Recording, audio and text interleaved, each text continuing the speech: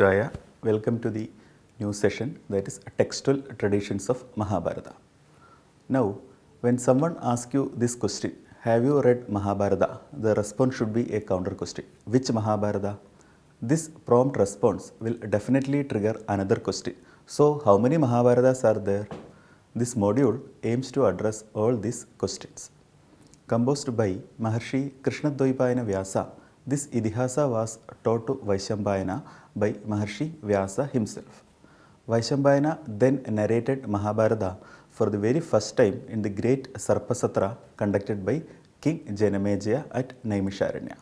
Starting as an oral tradition, Mahabharata was written down later, resulting in many manuscript lineages across India.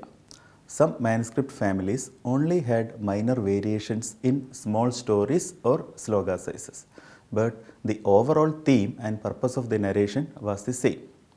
Later, all manuscript traditions were collected and studied, and a critical edition was published by Bhandarkar Oriental Research Institute of Pune under the editorship of V.S. Suktangar. We will be using this text as the primary reference material for our course. Now, coming to the commentaries on Mahabharata. Commentaries provide a link between the author and the reader, especially for those who are not well versed in the social and philosophical background of the original work. The huge size of the Mahabharata text did not deter scholars from writing commentaries on it. More than 25 commentaries of Mahabharata have been identified till date. However, it is to be noted that most of the commentaries are limited to certain parvas, upaparvas, and selected stutis like Vishnu Sahasranama. Some commentaries are just glosses of difficult words, and some are very detailed in explaining the slokas.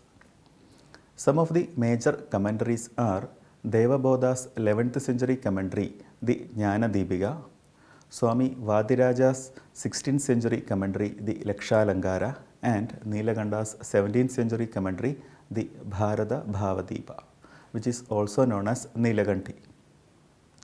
Now, there is an interesting story on Vadiraja Swami's commentary.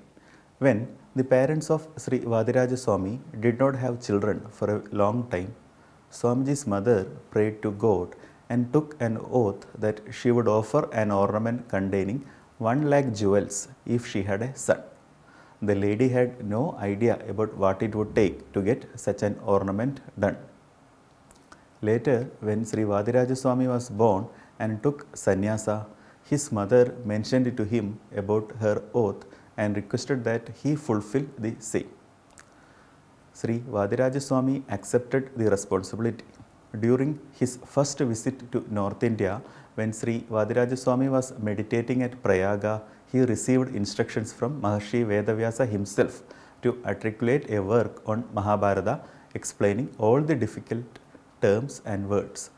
Accordingly, Sri Vadiraja Swami composed a work which contained explanations to 1 lakh slokas of Mahabharata.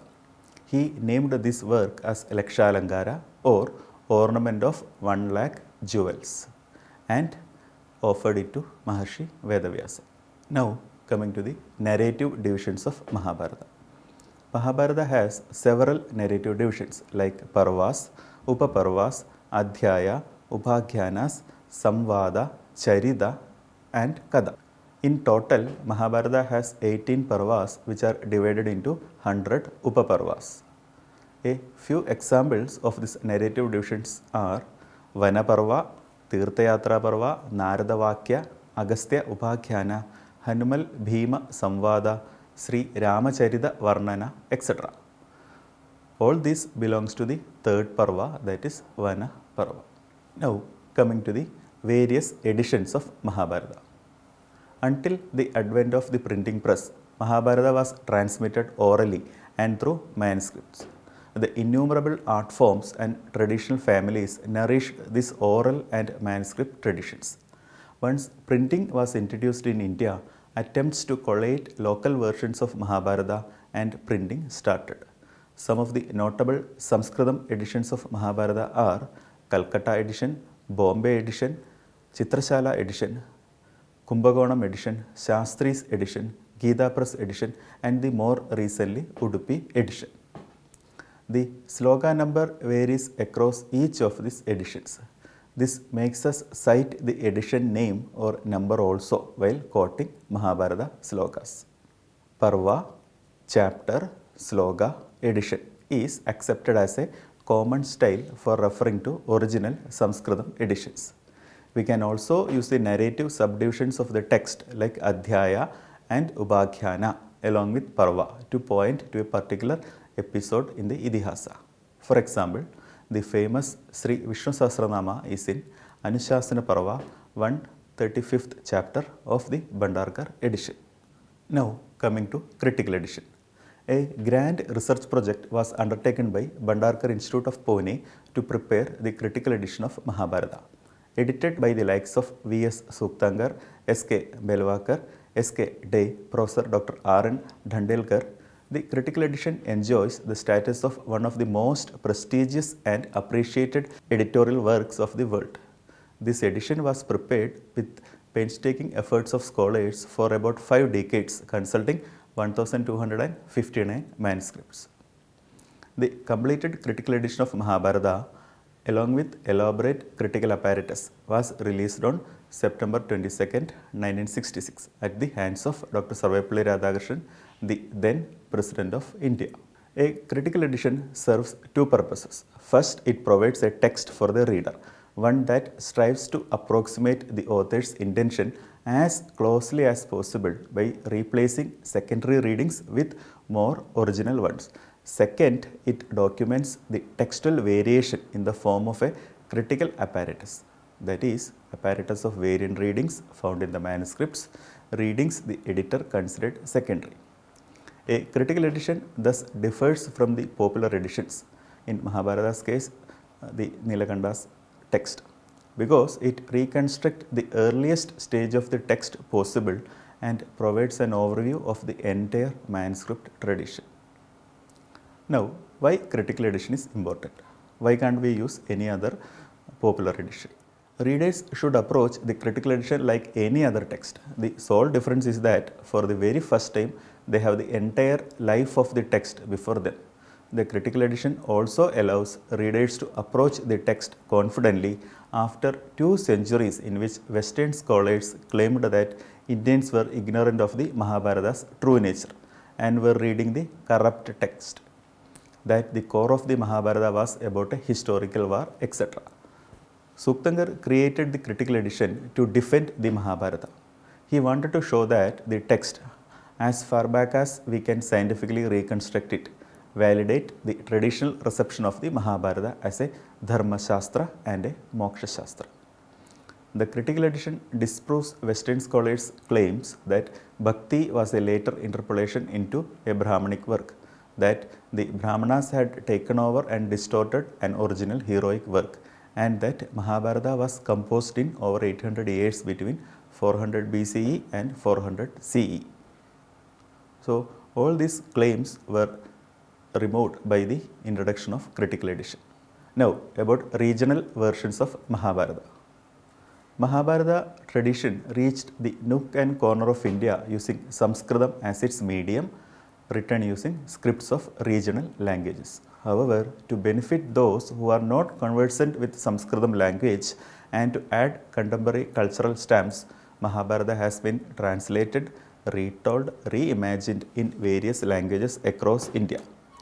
Various Janapadas of India celebrated and assimilated the Mahabharata tradition in their own way.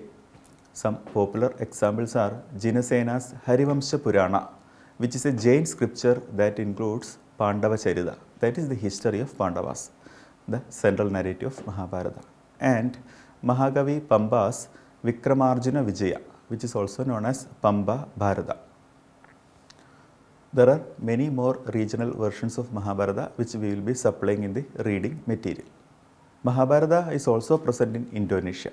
Bharata Yuddha or Bharat Yuddha is the term used in Indonesia for Kurukshetra war and to describe the Javanese translation and interpretation of Mahabharata.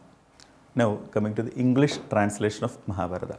The spread of English in India in the late 19th century necessitated the translation of Mahabharata into that language. Even though there are several attempts to translate Mahabharata to English were initiated, only 3 attempts succeeded till date.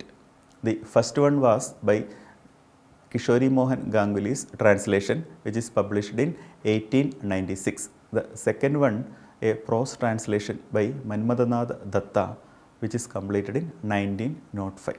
The third one, which is published very recently in 2014 by Vivek de Broglie. Now coming to the conclusion. Being a living oral tradition, local variations of Mahabharata are possible as the authors try to add their cultural stamps and traditions to the main story. While we accept the supremacy and authenticity of the critical edition as it is the closest to the narration of Vyasa's Mahabharata, it does not make other variations invalid or untrue as long as they serve the primary purpose of Vyasa's Mahabharata as a Dharma Shastra and as a Moksha Shastra accessible to non-experts. However, we have to be careful about the retelling, reimagining of Mahabharata by later authors. As Amma Mata Amritanandamayi Devi says, to learn about the moon, it is always better to listen to the person who visited the moon rather than from the poet who writes about the moon from the earth. Being the contemporary of Pandavas and Kauravas, Vyasa plays an active role in their life, and it is like the person who visited the moon. So his narration of Mahabharata has primary validity than all other later versions, whatever be their purpose of narration. With this warning, we will conclude this module. Om Namah Shivaya.